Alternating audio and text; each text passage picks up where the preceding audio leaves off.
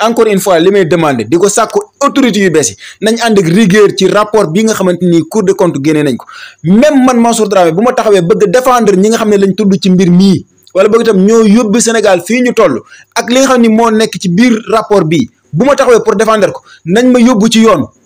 bu jëree tëj ma ñu tëj ma fa parce que manipulation bi nga xam ne lañ nekkoon ci affaire politique politicienne ba nga xam ne da ngay toog ci plateau ab rapport bu génn au lieu que nga dem ci chiffres yi au lieu que nga dem ci farata ji wax li nga xamante ni moo di scandale yi ñu doon jéem a tàbbal réew mi doo ci wax mais da nga fay nekk di layam-layaami ak itam di jéem a setal ñi ñu ci tudd que du ñoom kosee ko fi def que du njëkkuñ ko fee def Ousmane Sonko lu mu wax rek dañ koy confirmer wala comme ça rapport yi nañ bàyyi caaxaan lii binduñu ko ci nguuru Ousmane Sonko ak Diomaye Faye ba ñu koy bind Macky Sall moo fi nekk lay problème mooy lan moo taxoon jotuñ ci woon boobu ba léegi encore une fois maa ngi sàkku képp ku taxaw pour défendre ñii même bu dee ci page Facebook la ko def na yoon am lante ak moom liñ war a jëflante ak suñuy sàcc nañ ko jëflante ak ñi nga xamante ni ñoo taxaw pour layal suñu ay sàcc parce que dafa yomb trop scandale yu mel nii am ci am réew nga gis ñoo xam ne dañ koy téye comme seen cetu baaraam c'est-à-dire que di moquer les Sénégalais que ne ñiñ fa teg dañoo incompétent dañoo mënul amul fu ñu dem dañoo amul lu ñu def moo nañ dañ leen fal nañ liggéey te bàyyi wax ji nañ nangam naka ngay nekkee si kër sa waajur bi la jur yëg ne carrément daanaka ay fan moo ko desi ci dundam mu taalal la kër gi yëpp dee bàyyi la fi après bàyyi fi ay nit yoo xamante ni ay fansam lañ wala bëgg tam ay xaritam lañ continuer toujours ci say nopp nga ñëw installé tey toog ñu naan la mais góorgóorlu yow sa papa étage la fi defoon de an sa étage te fekk moom taal na li nga xamante ni moom moo nekkoon ci kër gi bu nekkoon sax këram sax mu baax parce que lii mënuñ ko kenn mënul xam noo ko expliquer parce que kër gi du këru Macky Sall santul Sall kër gi Sénégal la. ressource bi ko yàlla jox foo mëntu dem leb dañ lay lebal parce que aller la boo xamante ni da ngay seen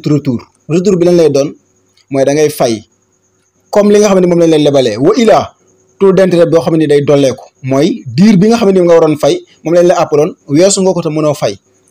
taux d'intérêt bi di gën a dolleeku wa ilaa yow mi nga xamante ni da nga ma lebal. ëllëg say entreprise say société buñ bëggee ñëw fii pour bokk ci ñuy exploiter alal ji ñu yàlla jox maanaam da ngay am 1000 chance yow pour bokk waaye tam am 1000 chance pour am fi ay privilèges yoo xamante ni même doomu réew mi buñ placé woon pour jot ci loolu duñ ko mën def mooy exemple bu gàtt total bi muy am sensu di gagné lenn ci suñu pétrole réew wala boog suñu gazu réew te fekk offre bi gën a néew la joxe woon maanaam Sénégal moo teg marchandise am di jaay kii ñëw ne man mën naa ci 2000 francs kii ñëw ne man mën naa ci 5000 francs total ñëw ne 500 francs laa ci man Macky Sall ne ko jëlal lan mooy expliquer loolu mooy bor yii nga xamante ni gàll nañ ko suñu ay ndodd parce que aller la boo xamante ni fokk mu am retour kon li ñu doon expliquer Sénégalais wala boog li ñu doon fen Sénégalais yi toujours que voilà suñu signature dafa baax fu ñu dem dañuy lebal moo ñu yóbbu ba ñu yegg ci 18000 milliards yoo xamante ni ay bor la yow mi jàpp ne sa yoon nekkul ci régime bi toog dañoo yaafus pourquoi réew mi neexul pourquoi dund bi yombul pourquoi nangam nañ sàcc même ñun bu yegg si ñun na sàcc gi am rek sàcc mënul ñàkk ci am réew ñun nañ dund rek bàyyil xel sa génération ëllëg futur bi nga xam ne mu ngi ñëw bàyyil xel sa doom bi juddu tey nga xam ne li nga xamante ni moom lañ doon sàcc di la ko xontee di la ko dundalee ëllëg sa sët bi moo koy fay ci façon fay boo xamante ni amaana lu métti lay doon ci moom parce que dafa am ñu mu waroon dabi dafa waroon am ñu mu tollool mais mënul tolloog ñoom parce que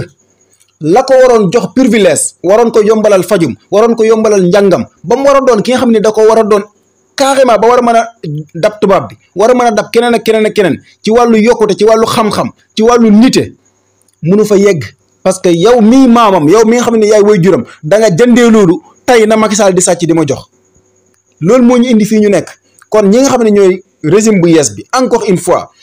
li ñuy sàkkuwaat ci ñoom mooy nañ dem ak rigueur ci li nga xam ne mooy liggéey bii di leen xaar nag ci seen kanam képp koo xamante ni rapport laal na la nañ ko topp seen bi na wàcc ba ci kum war a dal na yar bi dal sa kaw maa ngi fàttali sànq ci sama essai réew boo xam ne président bi prison la bàyyi ko premier ministre bi prison la bàyyi ko président assemblée nationale bàyyi ko ci sous bracelet électronique amatul ku fa kaso jomb fii la ñu àttee Hissène Habré ci réew mi fii tëj ko fi ba suñ borom dogal bakkanam wàcc ci lan loo xamante ni jàpp nañ daf ko doon torturer waa réewam mais lan moo gën a nekk torture li nga xamante ni moo di li Macky Sall ak nguuram teg askanu Sénégal mooy xiif ak mar wii ñu nekkee yow nga bëgg ne am réew nañ la ko jox tey nga def résultat tey parce que d'accord woon ak régime bi pour ñu toog fi kim fi wuutu def lépp loo xamante ni xeetu sabotage la pour que ñii bu ñu am résultat nga bëgg a takk ay pot di tànqal nit ñi que ne dañoo mënul dañoo tële nañ ànd ak rigueur ci sanction bi ba ci kum war a wàcc buñ ko éviter parce que amul kenn ku fi jomb ay sanction bu dee jomboo sax ci alalu Sénégal yi ñun ñëpp ku ciy wax da ngay wax ak xol bu jeex takk parce que amuñ fu dul Sénégal bu ñu amee koo xam ne ñëw na jiite réew mi ba mu demee ba jeexal buñ la tegalaatee rapport yow ngay réccu pourquoi nga doon sax ab sénégalais kenn xamul lan lañ koy expliquer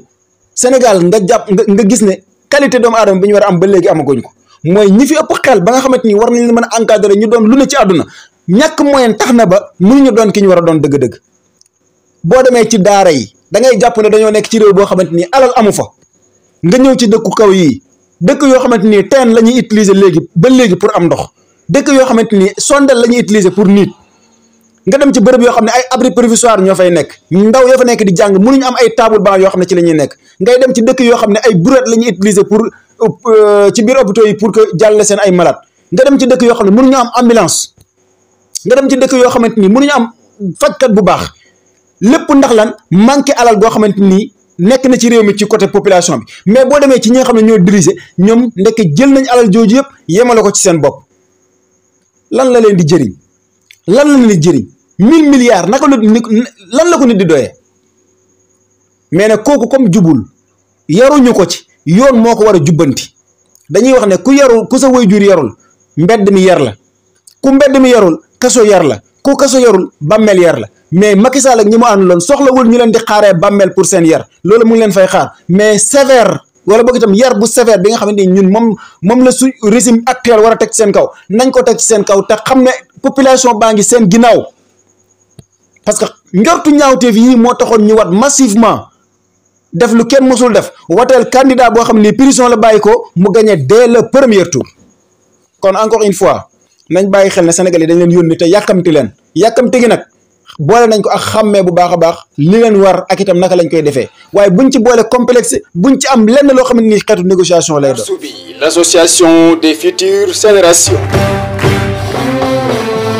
mbokk jullit yi soppe yi xarit yi am di jàmm yi association Darsu bi ñoo am mbégte di leen yëgal 7e édition conférence Darsu bi ñu jàpp ko ni samedi 15 février 2025 di ko amalee ci institut islamique bu Dakar. thème avec la justice nous redressons la vie. conférencier bi di Serigne Djibril Badiane parrain bi le bés di njabootu rahmatullahi alayhi El Hadji Dame bu Cissé bu jaamal marraine bi di soxna Nafisatu Jonn bu Serigne Babacar Sy ci bi le bés daañu ci rendre hommage docteur Thierno Ka jiite woon institut islamique bu Dakar invité d'honneur daara internat Al Khayrawani bu Kër Ndiaylo ak itam daara internat El Hadji Omar Dramé bu Kër Massa sponsor CS Global Business mu ngi noonu 7e édition conférence Darsu bi kañ samedi 15 février 2025 ca institut islamique bu Dakar à partir de 10 heures mbokk yow mii di wax ashadu an la ilaha illa allah wa ashadu anna muhammadan rasulullah xamal ne bisu islam bile Darsu baa ngi la ciy woo